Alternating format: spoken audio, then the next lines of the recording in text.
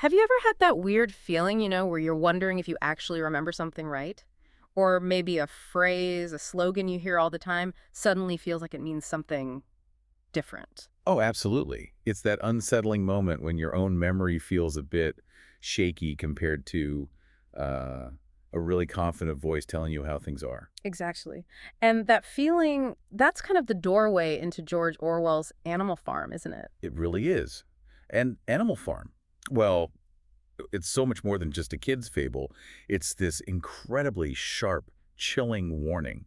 It basically dissects how authoritarian control actually works from the inside out. So that's what we're doing today, a deep dive into that. That's the plan. We'll unpack how Orwell exposes things like, rewriting history, psychological games, twisting language until it breaks, and of course, plain old fear. What gets me is how Orwell, writing way back then, seemed to almost predict our current mess. Like the whole idea of truth being flexible or how manipulation gets amplified. It feels tailor-made for today's online echo chambers, doesn't it?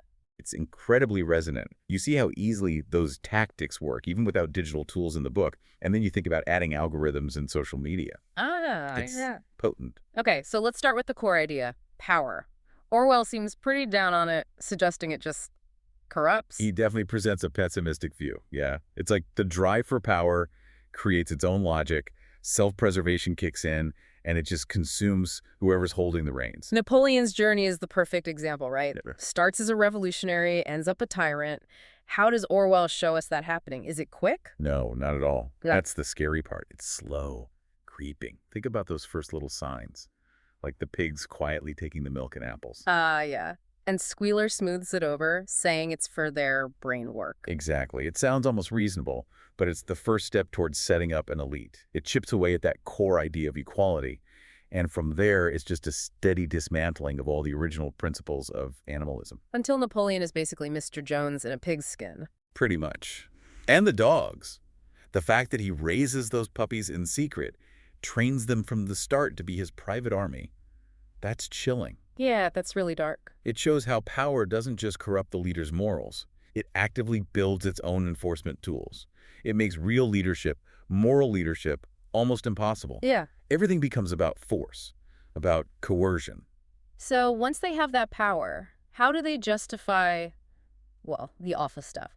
How does Napoleon convince himself and then the others that it's all necessary? Well, for Napoleon himself, it's probably about survival. Right. Getting rid of Snowball, for instance, is necessary to stay top dog. He likely frames it, even in his own mind, as being for the greater good of the farm. Dissent equals treason. Simple as that. And for the rest of the animals, how does Squealer sell it? Ah, Squealer. Oh. He's the master manipulator, his main tool. Creating an enemy, everything bad that happens, it's Snowball's fault. Always Snowball. It diverts everyone's attention from what the pigs are actually doing. Plus the fear factor, always reminding them Jones might come back. Constantly. Surely, comrades, you don't want Jones back. That line stops almost any argument cold. It turns basic questions into potential betrayal. So it's blame the enemy, stoke the fear. And simplify everything. It's always us versus them, Napoleon or disaster. No room for nuance, no room for thinking things through. They even manufacture crises sometimes just to keep everyone off balance so any action feels necessary in the moment. It really makes you think about today, doesn't it? Like all the data collection, the surveillance. Where's the line between genuine security and just control? How does Orwell's playbook map onto our digital world? It maps terrifyingly well. Because once you've got that fear simmering, the next step is controlling the story.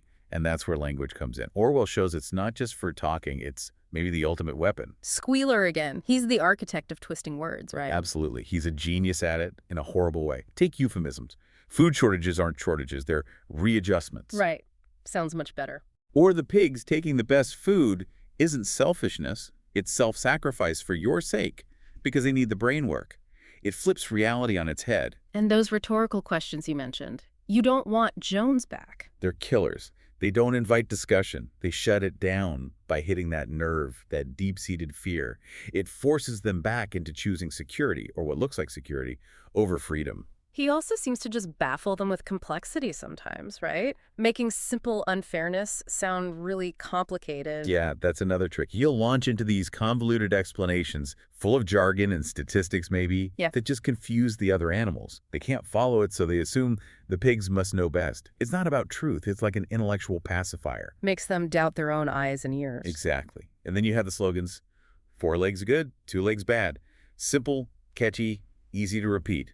Until, of course. It changes. 4 legs good, 2 legs better. And that shows how repetition just drills thought out of people. Look at Boxer. Napoleon is always right. He believes it so fully he can't see any contradiction even when it's staring him in the face. Which brings us to the 7 commandments. That feels like the most blatant example of language being weaponized. They start so clear, so absolute. And end up completely twisted. It's the way they change them that's so insidious. Incrementally. Subtly. Like, no animal shall sleep in a bed becomes no animal shall sleep in a bed with sheets. Precisely. Or no animal shall drink alcohol becomes no animal shall drink alcohol to excess. These little qualifiers, they create loopholes. And they always seem to change after the pigs have already broken the rule. That's the key. It's retroactive justification. It makes the animals doubt their own memory. Did it always say that? Yeah. It normalizes the bad behavior step by tiny step. It's a gradual creep of exceptions until the original rule is meaningless. And the final one. All animals are equal, but some animals are more equal than others. It's just, wow. It's the ultimate punchline, isn't it? A perfect contradiction that somehow becomes accepted truth. It's propaganda, completely defeating reason. It basically says inequality is the law, while still pretending to uphold equality. It hollows out the meaning entirely. What's so brilliant, or terrifying, is that Orwell shows the real danger isn't always chucking principles out the window. It's corrupting them slowly, redefining words until they mean the opposite. Exactly. Which, again, feels so relevant now. Social media feeds, algorithms creating these personalized realities. How easily can our understanding of things, even basic truths, get warped by that kind of linguistic creep? It's a huge challenge, and often that manipulation of language goes hand in hand with finding someone to blame, the scapegoat. Which brings us back to Snowball. Right. Kicking him out was a major turning point. It was just a brutal power grab, wasn't it? Orwell makes that pretty clear. Oh, absolutely. It's a coup. Snowball was Napoleon's only real rival, intellectually and strategically. The only one who could potentially challenge him. Getting rid of him was step one in consolidating absolute power. And then Snowball becomes the all-purpose villain. Exactly. He serves so many purposes for Napoleon. First, blaming Snowball justifies cracking down, justifies the dogs, justifies surveillance. Any harsh measure can be framed as protecting the farm from this traitor. It also brings everyone else together, right? In fear. Yes. It creates a common enemy, diverts attention from the pig's own failures, the windmill collapsing, food shortages. It's always easier to unite against another. And crucially, it lets them rewrite history. Squealer's specialty, making Snowball the bad guy from the very beginning. Systematically. He paints Snowball, as always, having been Jones's secret agent, even during the Battle of the Cowshed, their moment of glory. It destroys any stable past, any fixed point of reference the animals might use to judge the present. If history is constantly changing, how can you know it's true? It's scary how effective that is. And thinking about today, digital tools make spreading blame, spreading false narratives so much faster, so much wider. Does that make this kind of psychological manipulation even more dangerous now? I think it undeniably amplifies it. A lie, a smear campaign, can go viral instantly. The speed and reach are just unprecedented. Which leads us to maybe the most uncomfortable question Animal Farm raises. Why don't the animals fight back more? Why do they seem so passive? Does Orwell suggest they're actually complicit in their own oppression? It's definitely uncomfortable. And yeah, the book seems to suggest that submission isn't just about Napoleon's dogs. It's more complex. It's fear, yes, but also habit, gullibility, and maybe a failure or an unwillingness to keep questioning. Like critical thinking just slowly erodes away. Exactly. Passive acceptance becomes easier. The public executions clearly create terror, stopping open revolt.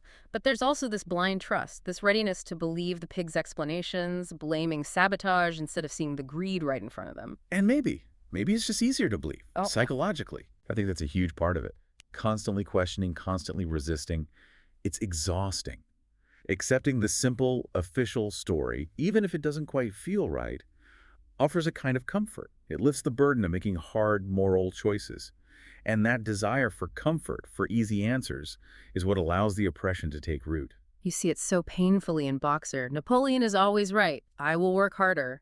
He just can't process the contradictions. His loyalty becomes his downfall. Tragic. And the sheep mindlessly bleating slogans. They're the perfect example of how easily repetition can replace actual thought, drowning out any dissent. Even Benjamin, the donkey who sees it all, he doesn't act. Right. He remembered everything but never meddled. His cynicism, his inaction, it doesn't change anything. It highlights that just knowing the truth isn't enough. It requires action. It feels like Animal Farm is almost mapping out the road to what Orwell explored even more deeply in 1984, this idea of internalized oppression. It really lays the groundwork. That final scene in 1984, where Winston loves Big Brother, that's the end point, isn't it? Complete surrender, the oppressed person actively embracing their subjugation because the fight is just too hard. It's a chilling thought that freedom isn't just something you fight for politically, it's something you have to constantly work for psychologically. It demands a lot. Living with uncertainty, wrestling with difficult choices, resisting the urge to just let someone else tell you what to think. It's demanding. Which circles us back to that final scene in Animal Farm. The pigs and humans playing cards and the other animals looking in, unable to tell them apart. Yeah, it's such a powerful image. It signifies the total collapse of meaning, the absolute victory of propaganda. That final commandment, some animals are more equal than others, isn't just accepted, it is the reality now. Inequality is enshrined. The original principles are just gone, Yeah, hollowed out by twisting the words. exactly. The appearance is sort of maintained, but the substance is destroyed. And that's Orwell's timeless warning, isn't it? When language gets corrupted like this, when truth becomes something you can just bend and shape, when memory is constantly being edited, freedom, justice, they just crumble. The animals can't even recognize what's happening to them as oppression anymore. They've lost the framework. Orwell's vision feels quite cyclical, quite bleak. Power corrupts, yes, but tyranny also sustains itself through keeping people silent, ignorant, and psychologically worn down. And the really tough part is that it suggests the potential for tyranny isn't just in the leaders, it's also in the desire of the led for easy answers, for security over uncertainty. That's the deep tragedy, the conditions that allow tyranny to flourish, that fear, that desire for simple narratives, maybe even the comfort of submission. They exist on both sides of the power dynamic. So, thinking about all this, navigating our world today, flooded with information, with spin, with narratives designed to provoke reactions. Maybe the biggest lesson from Animal Farm isn't just watch out for dictators. Maybe it's a call to be vigilant about our own thinking. I think so. About our own willingness to question, to think critically, to resist easy answers, even when it's uncomfortable. Yeah, to really protect our own psychological independence. Because freedom, real freedom, seems to require that constant effort from everyone. So maybe something to leave you with is this. Think about how often, maybe in small ways, maybe in bigger ones, we might be tempted to trade the hard work of thinking for ourselves, for that comforting feeling of letting someone else handle the difficult decisions. It's worth considering. Maybe even pick up Animal Farm again, or just look at the world around you through that Orwellian lens. It remains a vital read, a reminder that a free society needs people who are educated, critical, and frankly, morally courageous enough to see things as they are.